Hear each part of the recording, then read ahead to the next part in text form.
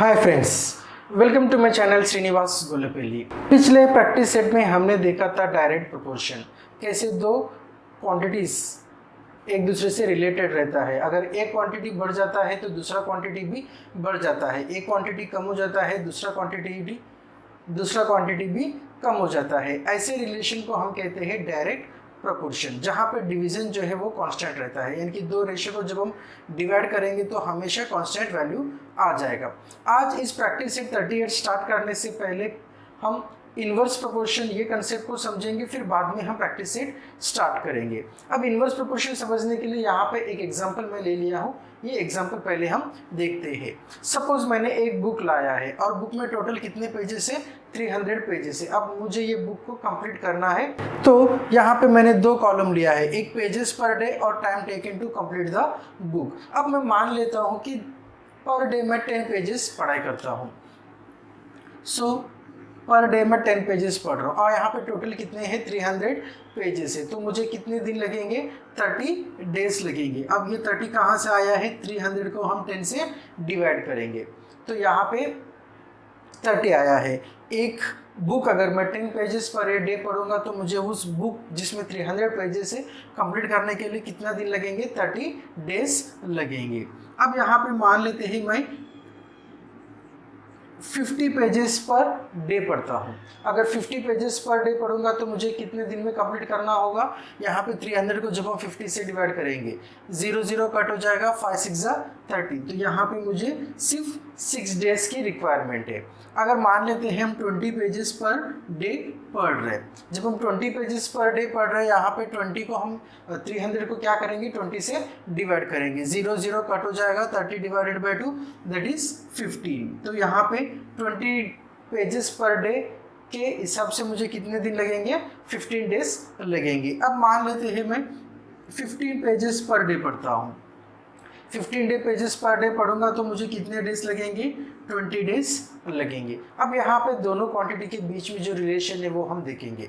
अब यहाँ पे देखिए 10 और 50, यहाँ पे number of pages per day बढ़ गया है, तो यहाँ पे नंबर ऑफ डेजेस 30 से 6 कम हो गया है, यानी कि यहाँ पे पेजेस पर डे बढ़ गया है तो डेज रिक्वायर्ड कम हो गया है। सेम वे यहाँ पे 50 है और यहाँ पे 20 है, तो 50 पेजेस पर डे जब मैं पढ़ रहा हूँ तो मुझे 6 डेज लग रहे हैं।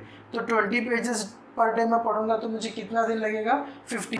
यहाँ पे पेजेस पर डे कम हो गया है तो नंबर ऑफ डेज रिक्वायर्ड बढ़ गया है। यहाँ पे फिर से कम हो गया है तो यहाँ पे नंबर ऑफ डेज बढ़ गया है। यानी कि अगर एक क्वांटिटी अगर कम हो रहा है तो दूसरा क्वांटिटी बड़ा हो जाएगा, अगर दूसरा क्वांटिटी कम हो जाएगा तो पहला क्वांटिटी बड़ा हो जाएगा। जैसे दुकान में एक बैलेंस होता है, यहाँ पे हमने बैलेंस पहले सेम ऐसे इक्वल पोजीशन पे रहता है। यहाँ पे अगर वेट ज़्यादा हो गया तो ये ऊपर उठेगा, अगर यहाँ पे वेट ज़्यादा हो गया तो ये ऊपर रहेगा। सेम वे यहाँ पे भी एक क्वांटिटी अगर कम हो जाएगा तो दूसरा क्वांटिटी बढ़ जाएगा। ऐसे प्रोपोर्शन को हम कहते हैं इनवर्स प्रोपोर्शन।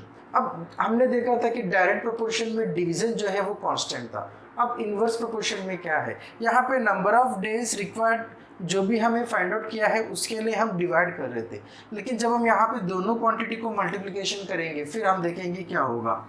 10 इंटू 3 300, यहाँ पे पहला क्वांटिटी x है, दूसरा क्वांटिटी y है, दोनों को मैं मल्टीप्लाई कर रहा हूँ। 50 into c, 50 into 6 300, 20 into 15 300, 15 into 20 300।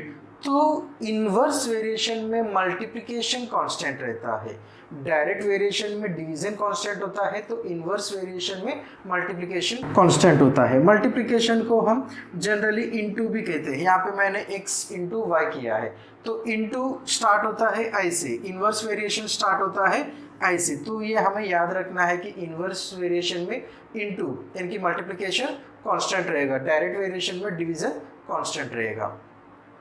यहाँ पे मैंने पेजेस पर बुक लिया है। सेम वे अगर मेरे पास कुछ सर्टेन अमाउंट ऑफ मनी है और मैं कुछ स्टूडेंट्स को डिस्ट्रीब्यूट कर रहा हूँ, अगर यहाँ पे मेरे पास मान लेते हैं मेरे पास 1000 रुपीज़ है, अगर मैं 5 स्टूडेंट्स को डिस्ट्रीब्यूट कर रहा हूँ तो हर एक स्टूडेंट को कितना मिलेगा, 200 रुपीज़ मिलेगा। अगर सेम 1000 रुपीज़ में 10 स्टूडेंट्स को डिस्ट्रीब्यूट करूँगा तो हर एक स्टूडेंट को सेम 1000 रुपीज़ अगर मैं 100 स्टूडेंट्स को डिस्ट्रीब्यूट करूंगा तो पर स्टूडेंट वो 10 रुपीज़ मिलेगा। यानी कि यहाँ पे जैसे नंबर ऑफ स्टूडेंट्स बढ़ गया है, amount received by each students कम हो गया है। So this is also an example of inverse variation. एक काम है, सपोज बिल्डिंग ए वॉल, अगर एक लेबरर बिल्डिंग ए वॉल का काम कंप्लीट करने के लिए उसे अगर 50 डेज लगता है, तो अगर 5 लेबरर्स रहेंगे तो वो 10 डेज में कंप्लीट हो जाएगा। अगर 10 लेबरर्स रहेंगे तो वो 5 डेज में कंप्लीट हो जाएगा। तो ये जो एक वर्क जहाँ पे कंप्लीट होता है, ये भी ऐसे टाइप के जो क्वेश्चंस रहते हैं वो भी एग्जांपल ऑफ इनवर्स वेरिएशन रहते हैं। तो चलिए हम स्टार्ट करते हैं प्रैक्टिस सेट 38। आप अगर पहली बार मेरे चैनल में आए हैं तो मेरे चैनल को अभी सब्सक्राइब कीजिए, साथ में बेल आइकन को प्रेस कीजिए ताकि कोई वीडियो मैं अपलोड करता हूँ आपको तुरंत नोटिफिकेशन मिलता रहेगा। और मैं जो वीडियोस बनाता हूँ स्टैंडर्ड 5 से लेकर स्टैंडर्ड 10 महाराष्ट्र बोर्ड के सारे मैथ्स के प्रैक्टिस सेट के ऊपर वीडियोस बनाता हूँ। Practice set 38, question number 1. 5 workers take 12 days to weed a field. How many days would 6 workers take? How many would 15 take? Weeding a field, ये वर्क है। यहाँ पे वर्क जो है ये सेम है, लेकिन सेम वर्क को कंप्लीट करने के लिए नंबर ऑफ वर्कर्स जो है वो चेंज हो रहे हैं। 5 वर्कर्स टेक 12 डेज। 5 वर्कर्स अगर ये काम कंप्लीट करेंगे, वीडिंग ऑफ द फील्ड, ये काम कंप्लीट करने के लिए उन्हें 12 डेज की रिक्वायरमेंट है। 6 वर्कर्स कितने दिन में करेंगे? सेम 15 वर्कर्स कितने दिन में कंप्लीट करेंगे, ये हमें फाइंड आउट करना है। तो इसे हम एक टेबुलर फॉर्म में लिखते हैं। नंबर ऑफ वर्कर्स और days required. Number of workers कितना है? 5 workers take 12 days. How many days would 6 workers take? How many would 15 take? यहाँ पे ये दो क्वांटिटी हमें फाइंड आउट करना है। अब ये जो एग्जांपल है ये एग्जांपल ऑफ इनवर्स वेरिएशन है, जहाँ पे मल्टीप्लिकेशन कांस्टेंट रहता है। यानी कि अगर ये दो वैल्यू कांस्टेंट है, और जब ये दो वैल्यू कांस्टेंट है तो ये जो कांस्टेंट आ गया है उसे यूज करके हम यहाँ पे फाइंड आउट करेंगे आंसर।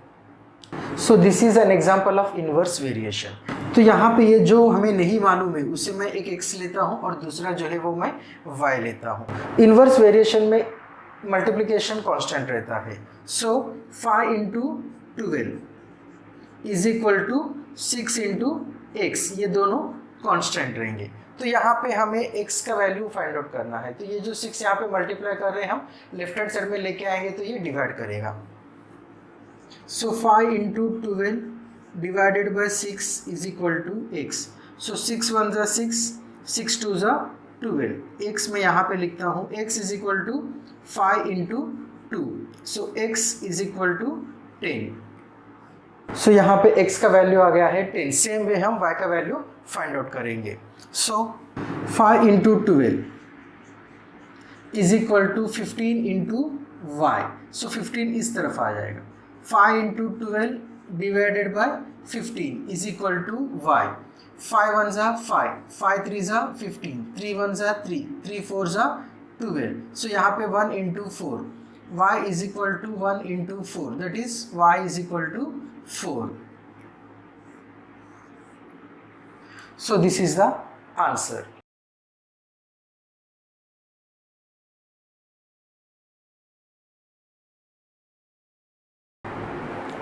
Question number 2.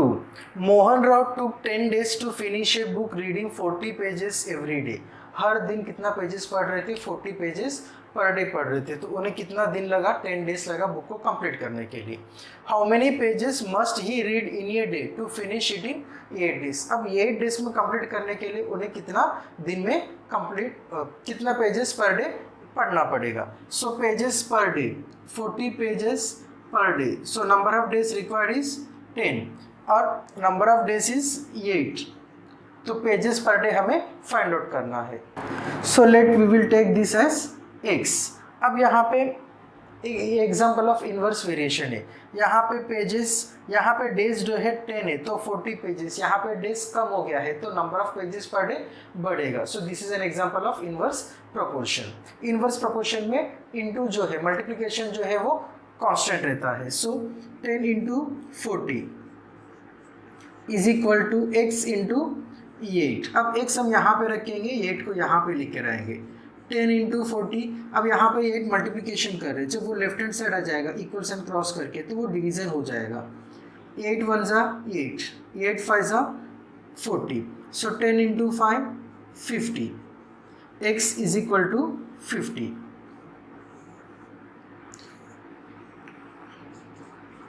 सो मोहन राव को 50 पेजेस पर डे पढ़ना पड़ेगा जिसे, ताकि वो 8 डेज में कंप्लीट करे। सो this is the answer for question number 2।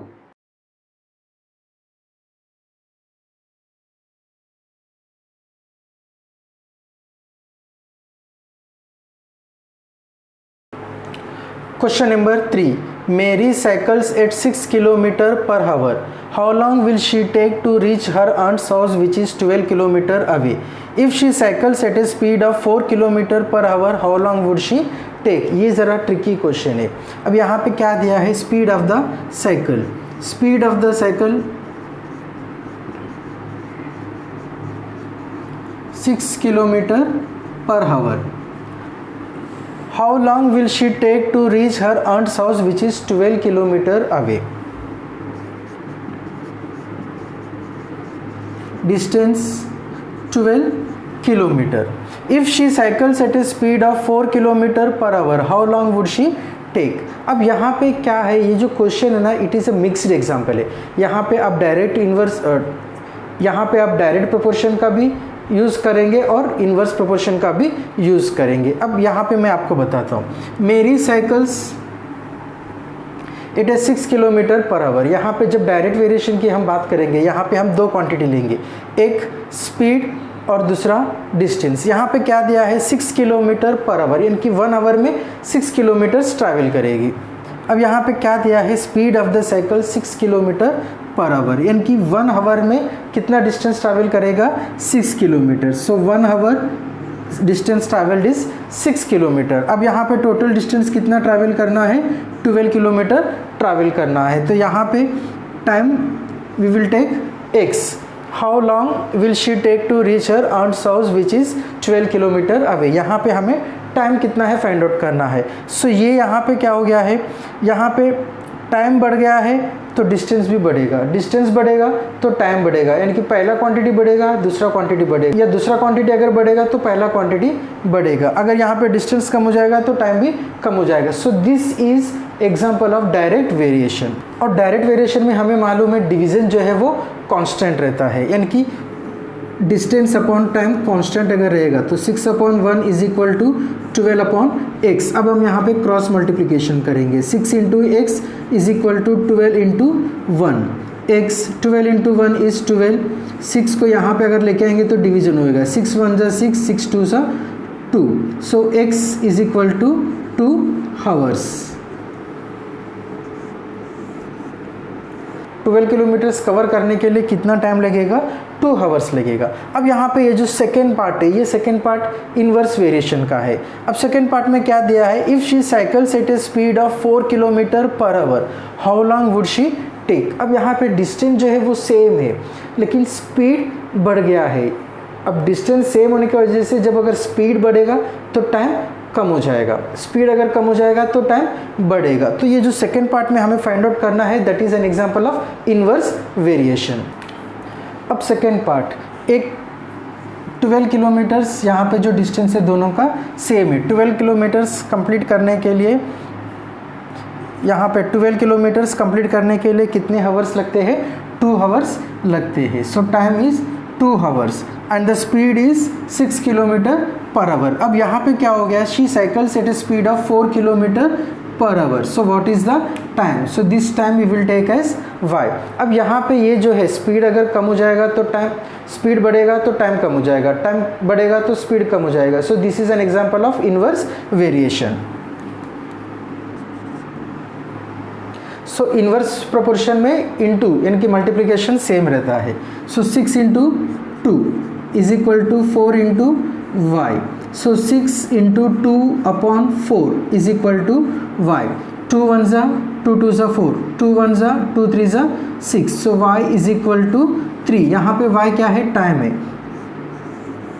So y is equal to 3 hours. This is the answer.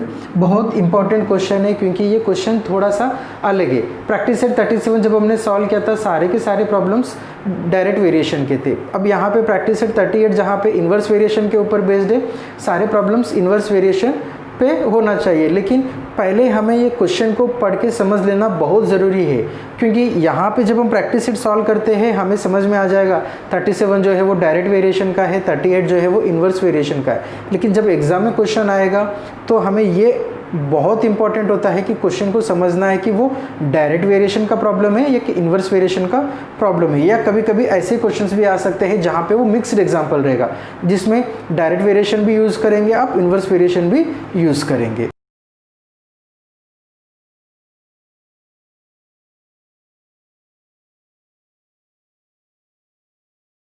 Question number 4. The stock of a grain in a government warehouse lasts 30 days for 4,000 people.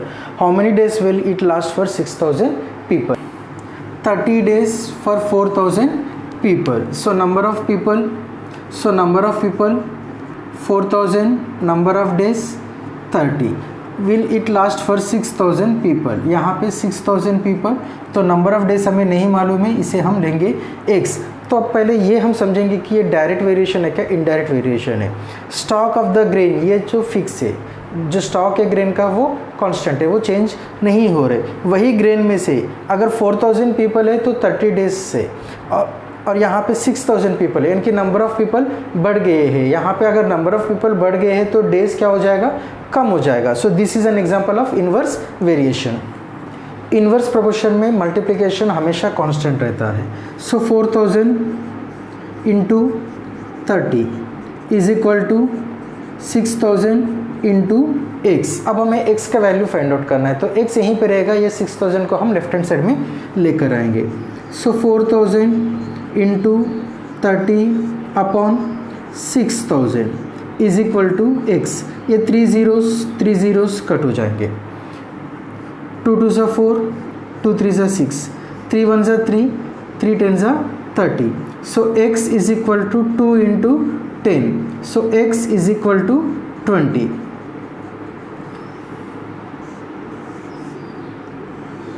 This is the answer. उम्मीद करता हूँ कि ये video आपको पसंद आ गया है। अगर पसंद आ गया तो लाइक कीजिए, कमेंट कीजिए और मेरे चैनल को सब्सक्राइब कीजिए और आपके सारे फ्रेंड्स के साथ इसे शेयर कीजिए और मुझे मोटिवेट कीजिए ताकि ऐसे ही वीडियोस में और आपके लिए लेकर आऊँ। Thank you for watching the video.